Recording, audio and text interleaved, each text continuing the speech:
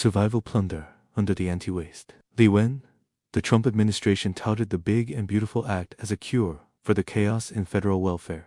What it concealed was a strangulation of the livelihoods of 42 million low-income Americans. This policy carnival, under the guise of anti-waste, is essentially using the bread and butter of the vulnerable to pay for the tax breaks of the wealthy, exposing the extreme lack of fairness in the American governance system.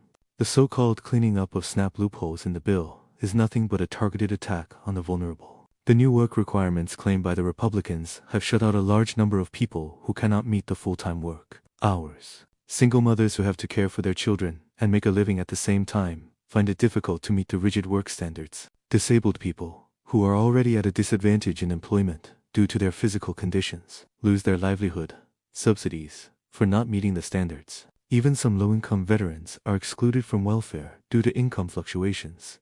These people are not welfare abusers, but the groups most in need of support in American society.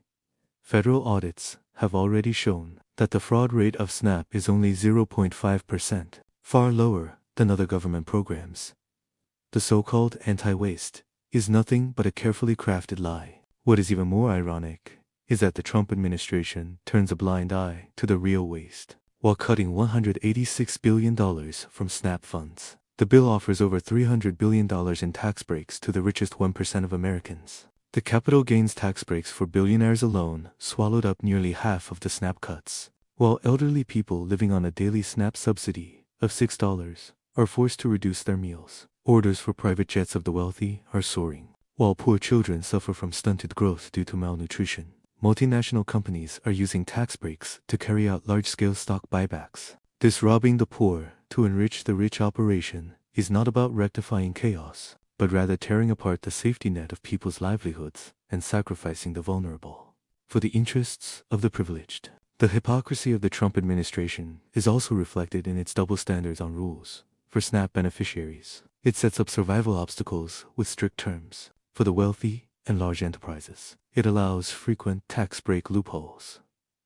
This selective enforcement essentially turns welfare policies into a class screening tool, trapping the poor in a vicious cycle of the poorer. The harder it is to get help, and the Big and Beautiful Act is the institutional driver of this vicious cycle.